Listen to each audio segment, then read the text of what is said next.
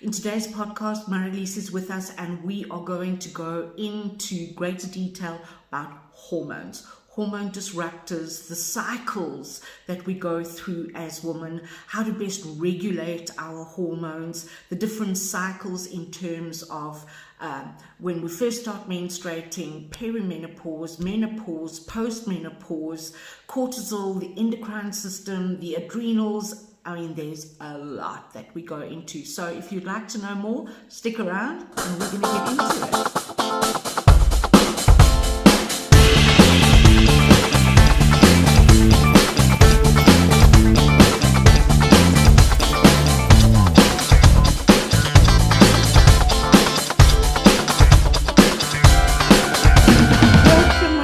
So good to catch up with you again, and I'm really looking forward to today's topic. So please, as usual, blow us away with this information. Oh, thank you, Michelle. I'm particularly excited about today talking about female cycles and hormones. It is just different to the boys. And I think just laying a bit of a foundation, the feminist movement has done us much harm, not because we are not equally valuable, but because we have different roles. And by pushing a certain agenda, it's almost hard to make that happen without birth control pills and anti-anxiety and antidepressant medication to fit into that role. And I think we are created with a unique role that best works when we understand our cyclical nature and become aware of our design, really understanding how we were created. I like to always go back to that. So, we men are more consistent or daily in their rhythms. We are more monthly or cyclical in our rhythms in 28 days.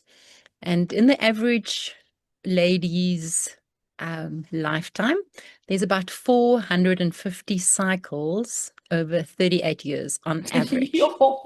That's a lot. So that is quite a lot, and it's a massive part of our life. So best we, when we understand it better and can make friends with it and know how to fit into that flow while dealing with pain and inflammation, all that. I'm not saying it must be an acceptable suffering, but when we can work within that rhythm, I think it really helps us in ultimately thriving and embracing our design.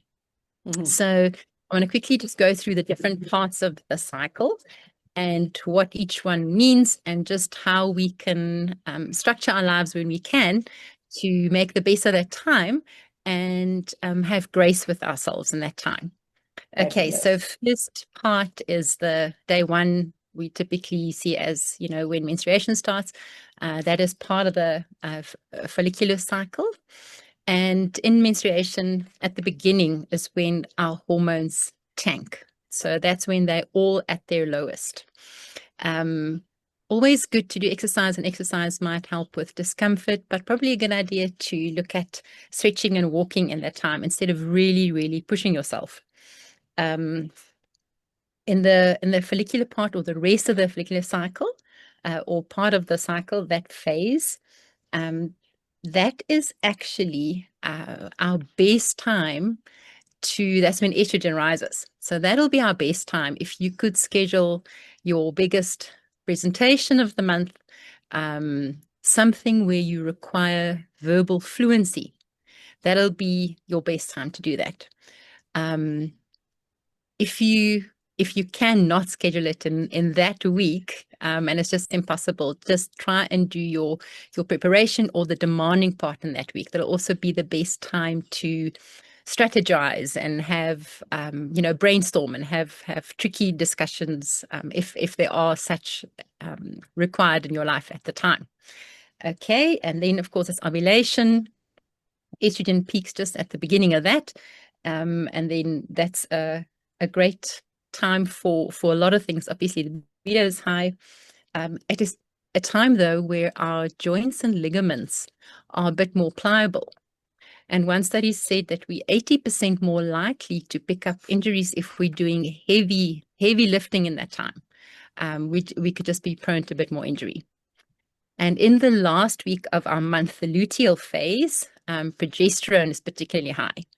That can increase our heart rate slightly. It's a thermogenic effect, but it could also mean that it is not your best time to try and achieve a new PB. If you're an athlete, or if you're in a race, or if you're doing something strenuous, it's actually not your best time. So good to just consider that in terms of your cycle and not be disappointed if an event or something doesn't go your way. It is definitely not the week where I would initiate a difficult or potentially strenuous or intense conversation with a partner or even a child. Can you imagine mom and daughter are both in that week, and it would just be a disaster. So Yeah. verbal fluency is not at our best then. It's Okay. actually the best week to have grace with ourselves and to try and slow the pace down. And ladies might find that if you can work within that rhythm and slow down in that week, ultimately your productivity will be higher instead of burning out and crashing or having it all fall down at some point. So by saying having grace with yourself, I don't mean sit on the couch, watch 4 movies in a row and eat chips and chocolates, because that'll drive your inflammation up and your blood sugar, you'll just feel a whole lot worse at the end. But by slowing down your schedule if you can, or making sure possibly at the beginning and the end of the day, to have your sunlight and grounding time, your breathing, your prayer and meditation time. Those things are extra important in that time to just help your body cope.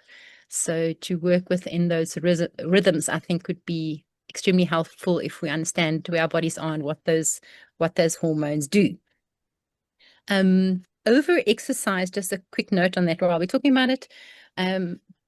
If we always train intensely, and also blue light in the time of day, we can talk about that later, can actually increase our cortisol.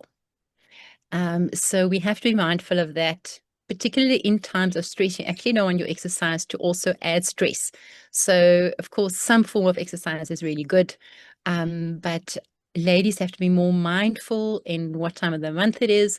And if it's always intense, by driving your cortisol up, you can actually harm your hormone production.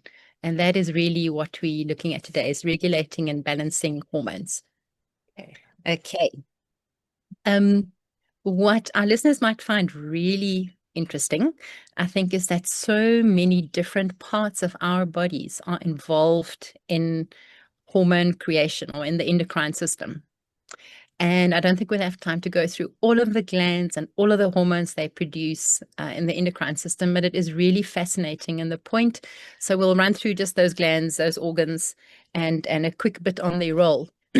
But what was particularly important for me to consider today is that when you suspect one of your main, we call it steroid or sex hormones, are low. So typically, on average, we just consider estrogen, progesterone, and testosterone, which of course our ladies also need, us ladies. When you just consider those levels, and someone that follows the principle of, or the mindset of, diagnose and treat. So they say, okay, estrogen's low, let's just put some estrogen in. I cannot agree or support that mindset, because there are so many glands and parts of the body involved in creating and producing the right hormones at the right levels. So you can create a real conflict in the body, which actually does not resolve anything and can actually cause some trouble. So we always like to take the most steps back that we can and see where at the top of the stream, or where at the start of the cascade could the issue lie, and how can we best fix that. So our listeners might find it interesting that at the I'd say the top of this cascade is the pituitary gland and the hypothalamus. So it sits right here behind the bridge of the nose, the pituitary, and the hypothalamus just slightly above or behind it, and tiny glands. And they produce a whole host of hormones that sends messages down the line for the rest of the hormones to be produced, and ultimately, of course, the sex hormones in the ovaries and uterus, those parts of the body. But the hypothalamus connects the nervous and endocrine system, and it then prompts the pituitary, which is really the master gland, to stimulate other glands. So pituitary regulates other glands. Then we also consider, so just briefly going through these, the pineal gland, which many are more familiar with, very involved, of course, in the whole melatonin sleep-wake cycle, also immune system. Melatonin is involved in bone, in weight, in cardiovascular health, and glial cells that support and protect our neurons, our brain cells. Then the thyroid, of course, hugely important. It's really involved in the hormones that regulate our metabolism. Typically, when a thyroid panel is done, they would look at 1 or 2 markers, but there's actually 6. And the liver gets involved here, toxicity gets involved here. Maybe we can also point at this point that often the antibodies in the thyroid antibodies are tested. That doesn't necessarily mean that there's an autoimmune disease like Hashimoto's. They will increase when there is toxicity or inflammation as a result of an infection or toxicity like heavy metals, fluoride, chlorine, and a couple of those that particularly impacts the thyroid, heavy metals, blue light, all of that stuff becomes important here. So maybe just to mention that if you've been diagnosed with Hashimoto's, it's also not a sentence you need to live with for the rest of your life. And there are things you can do to help detox, support it nutritionally, and you can actually, you should be well able to sort that out.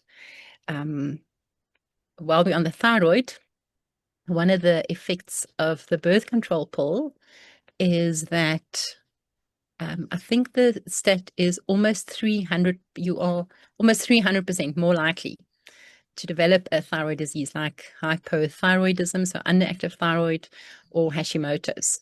So just one of many, many effects of a pill that's typically prescribed, even for something like skin, when there's other things you can do for the skin. My issue with that kind of script would be, do you really understand the alternatives and the long-term effects of being on a pill like that? That could actually, and after a couple of years, make your thyroid dysfunctional and create a whole host of other problems. So we'll look more at some of those synthetic hormones. Then the pancreas is involved. The liver, of course, is involved in converting T4 to T3 on the thyroid side, and also in dealing with excess hormones. So every month we're supposed to cycle out that old estrogen. And when there's gut dysbiosis or the liver is not great, that estrogen is going to be reabsorbed and create some other havoc. So that is something to consider. Maybe we should just quickly finish on the birth control pill before we look at the other glands. And I want to talk about some stress hormones and things today as well, and how it impacts hormones. Just on the birth control pill while we're talking about it. So the body, and of course, just saying here again, it's not medical advice or anything. We just trying to explain what the body needs and how it works, and you can make your decisions and inquiries from there. When a lady, especially a young lady, is put on a birth control pill, the body thinks it's pregnant. So no egg is released. So the progesterone becomes really low, and progesterone should be high. Progesterone becomes low, estrogen is very high, and that could contribute greatly to conditions like endometriosis, which of course involves extremely painful periods. So it's an estrogen and progesterone imbalance that occurs there. And that could directly be related to fibroids and cysts and polyps that develop in the female, those, uterus and ovary areas, as a result of that imbalance, which could be well avoided. So on the topic of contraception, we can still talk about a lot, but I think a really useful tool could be to at least start with taking your temperature in the morning if it's, if it's something that's relevant to you in that part of your life. But even before that, to understand how your body functions, I think is really helpful to know when you ovulate. So looking at cervical mucus, and also during ovulation, your temperature is almost 1 degree higher than normal. 0.8 degrees. So that could be a helpful indicator, alongside some other methods, we can talk about with the ladies if they're interested in that.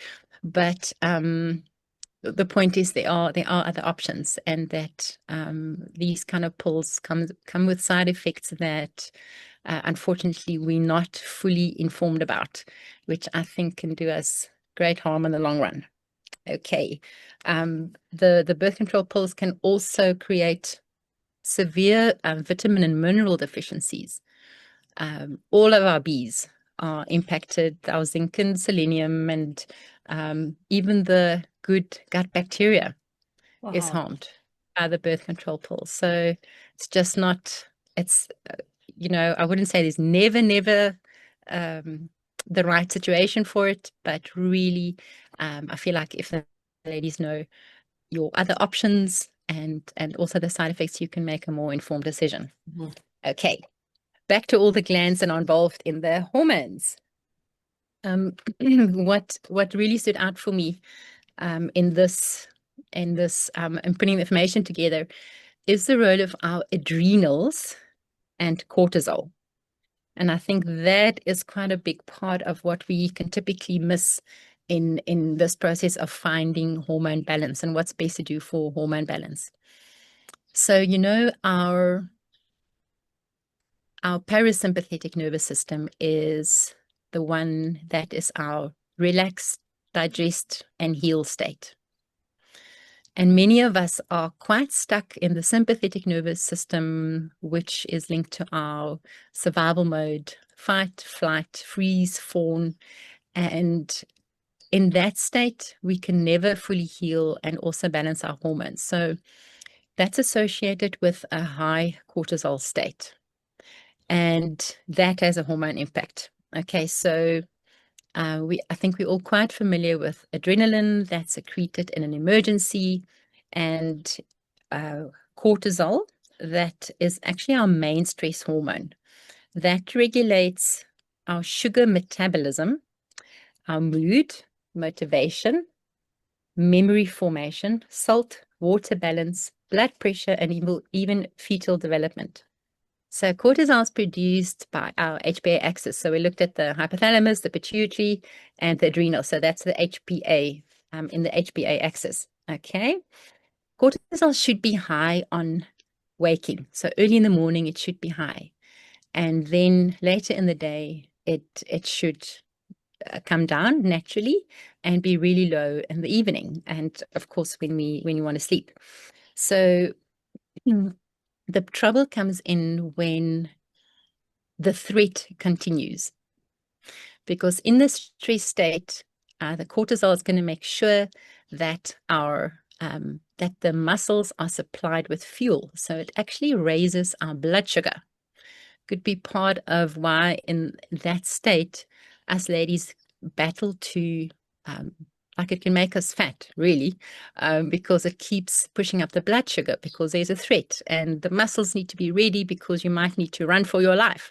And in the meantime, you're running for your life, but there's not a lion, there's other threats, and we stationary. So that doesn't really help. So that can cause real issues in the long run. This cortisol bugger. So we need it, but it needs to be balanced, and it needs to be able to be high in the morning and low later. An interesting note on that, we've extensively spoken around blue light and the stuff that does. Now, in very particular in this case that I only put together recently, how it applies to this specifically is when you wake up in the morning and you get sun through the window, which is not full sun, or you're outside, but what would really wake you up is the full sunlight spectrum. So there's blue light in the sun, but it's always balanced with red light. Blue light's responsible for stimulating the pituitary, the anterior part of the pituitary, and releases this one particular hormone that increases cortisol, which is fine for the morning. It's perfect. That's by design. Now we're in front of our unbalanced or isolated spectrum blue light with our screens and our phones and our Wi-Fi and our LED and our smart meters and our smartwatches and all that stuff. And the cortisol doesn't get a chance to actually go down. In the evening, we're often in front of our screens even more than the rest of the day. So that'll harm the melatonin production, so the sleep, so it has another hormonal impact. And really, it prevents us from being able to go into our rest, relax, digest state. So just an example of how, all of this tech that we're surrounded by is actually directly or indirectly harming our hormone balance. A lesser known hormone that has an inverse reaction to cortisol is oxytocin. And that is really a cool one for us ladies. It's involved in birth and breastfeeding and so on. It's that connection and bonding hormone. When oxytocin is high, we are more faithful partners. We are more attentive parents. We are less aggressive, and we're better socially connected. We can also read emotions in a face better. So have a better feeling of, what's going on with someone and respond better to where they are, like specifically a child, for example. So typically when cortisol is high, oxytocin is not high, but when you can support your oxytocin release, that can really help in getting you in the right state to be able to do healing and balancing work and help drive that cortisol down. So that is also a hormone produced by the pituitary and also impacted by light. Surprise, surprise. And it's something to do, or how we can increase our oxytocin naturally. Examples would be playing with your pet, cuddling your pet. All affection, hugs and kisses, touch, massage, all of those can help increase our oxytocin. And even for our male partners, that can have a specific benefit, but that's a whole other discussion. So music, even swinging, I'm talking about an actual swing, don't get other ideas. So those dancing and music and those kind of things can all help increase that hormone that's really our bonding and connection, called the love hormone. And that's something we often miss in this whole picture. That's also a nice one to remember. Goed. So the point with all of that was just that to understand the wider function of the body, you actually don't fix anything by just putting a synthetic in where there's a deficiency. Not asking enough questions in that case. So how far can we go back? And of course you want to reach of course you're aiming at hormone balance, for there to be enough estrogen, progesterone, testosterone, and at least, but they're all dependent on other hormones and other glands. So got to take a holistic look at how the body is doing. Interestingly enough, also about female hormones is that ratio is more important than the quantity. Okay. So one very, very clever doctor, I think I actually have his name here, that's studied this stuff forever. I'm saying forever. Just quickly see if I have his name. He has a really cool quote that just puts things in different perspective. Maybe we can put it in the chat. I don't want to waste time now. But he says whether there is one estrogen molecule and two progesterone molecules, or one quadrillion estrogen molecules and two quadrillion progesterone molecules, that the ratio is more important than how many there are. So that is often missed in a test. I think if you just look at numbers on a paper, you can really miss that aspect. And of course, one of the things that's really disrupted by just adding a synthetic hormone, whether it's for birth control or HRT later, is just missing that very important interaction. That's a beautifully fragile thing in a woman body. I quickly would like to go through some of our endocrine disruptors. So what are things that, so our own body's hormones in our natural state cannot cause breast cancer. I'm just throwing that in there. There are things that happen that we synthetically or chemically negatively impact things that has other effects. So we want to look at what are the things in our environment and that we put in and on and breathe in and so on that is actually messing up our hormones. Okay. Unfortunately, it's quite a lot. I hate to be a party pooper, but let's just go through that list. Okay, so BPA, I'm sure we've all heard of that. Yep. Yes.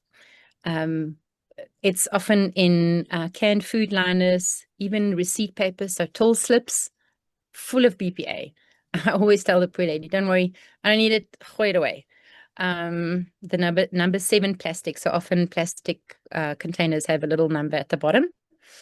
Phthalates, number 3 plastics, PVC plastic wrapping, and fragrances as food ingredients. A variety of contaminants in tap water. So one of the things quite specific to South Africa, in some aspects, yes or no, but we have typically a fluoride, chlorine, both toxins, fluoride's a neurotoxin and reduces your IQ, leave it alone. But we also have birth control pill residue in our tap water, and even some ARVs, just because such a large population of the country is on those pills. So that all comes through water. So we've got to make sure we filter our water really, really properly.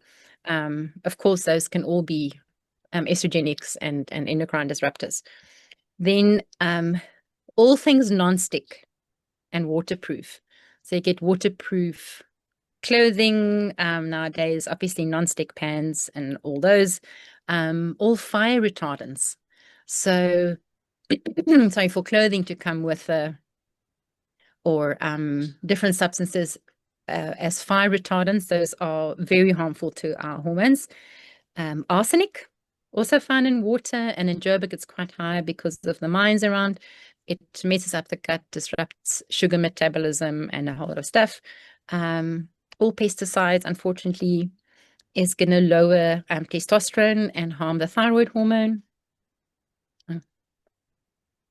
There is lead that's in our environment often, that lowers sex hormones. It's in old paint, sometimes in air filters, and even in some water filters that weren't well designed.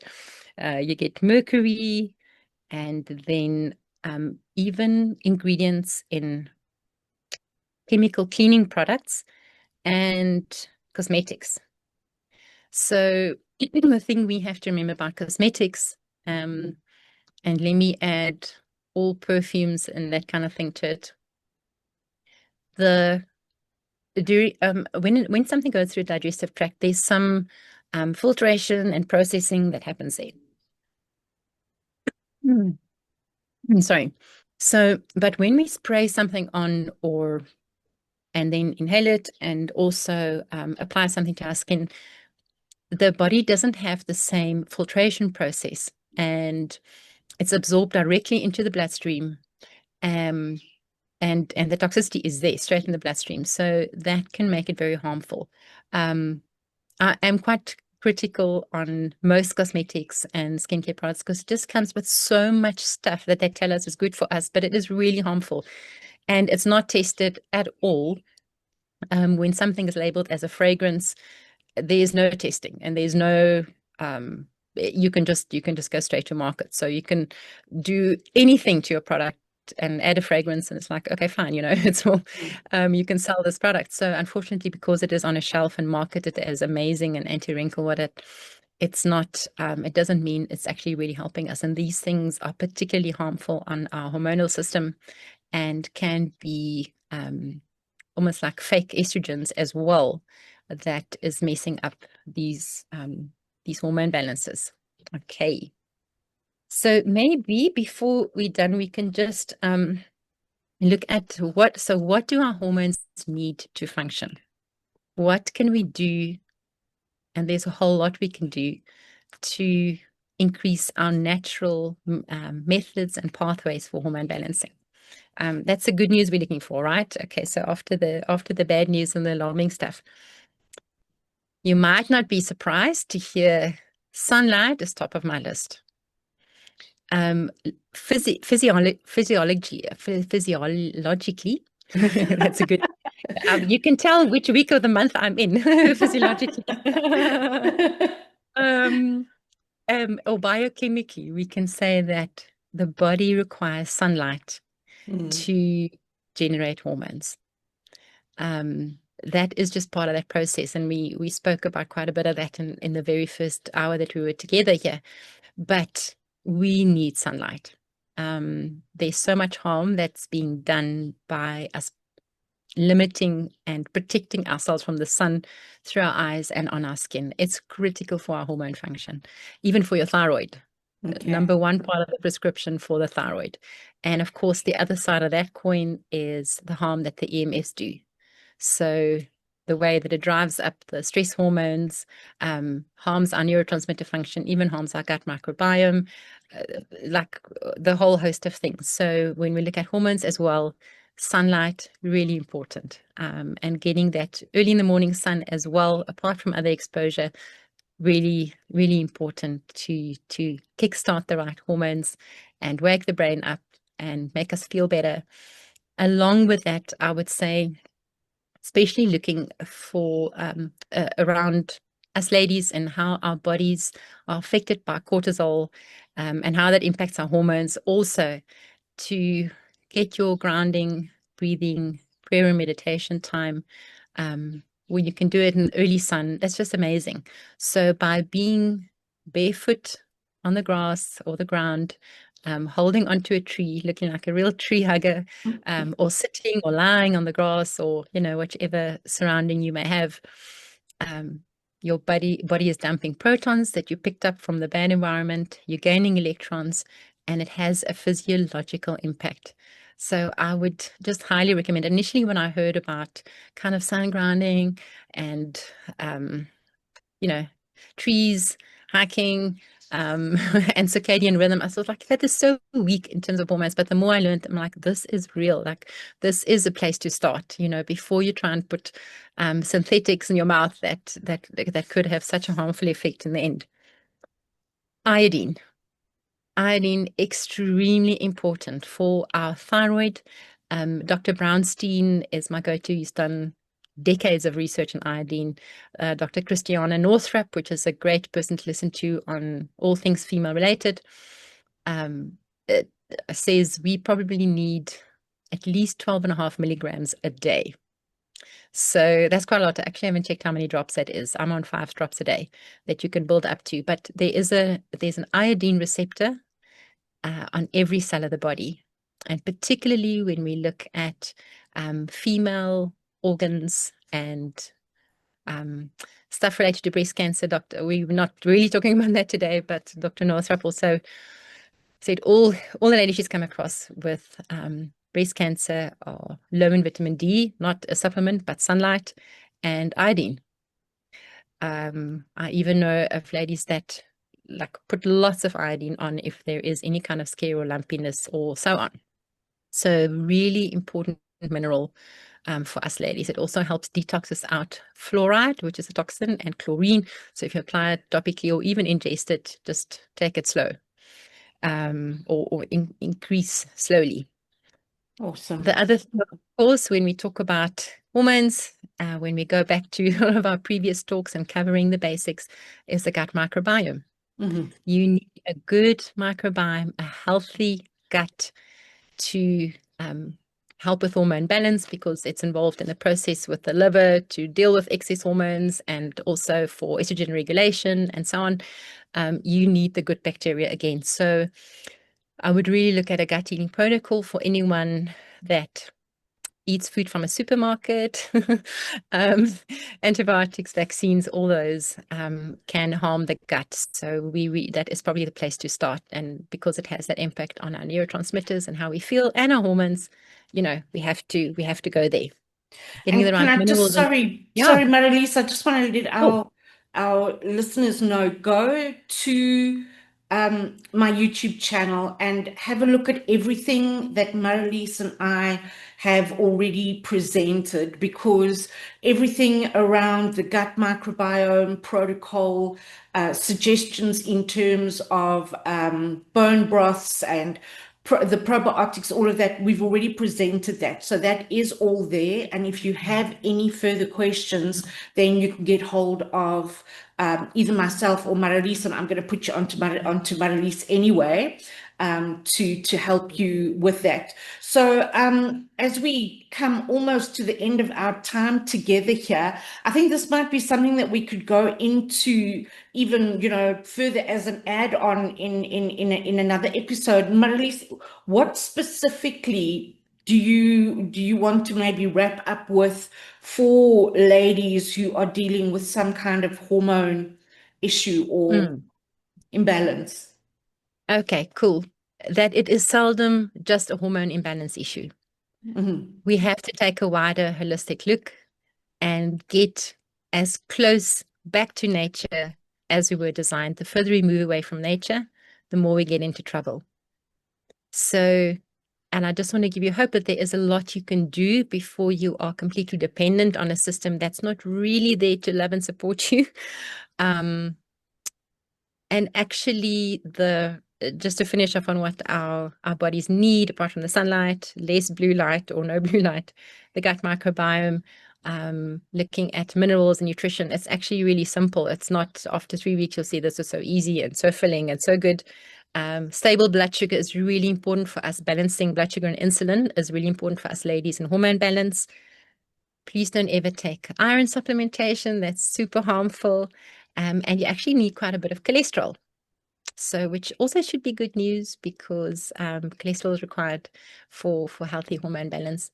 And yeah, maybe we can check in with the listeners, Michelle. That's all we have time for today. But we obviously would love to still get to menopause, and if you ever do supplement hormones, what would that case be? UTIs or candida or PCOS and anemia, Ozempic, it's a big one, constipation, and all those that are more typically female issues.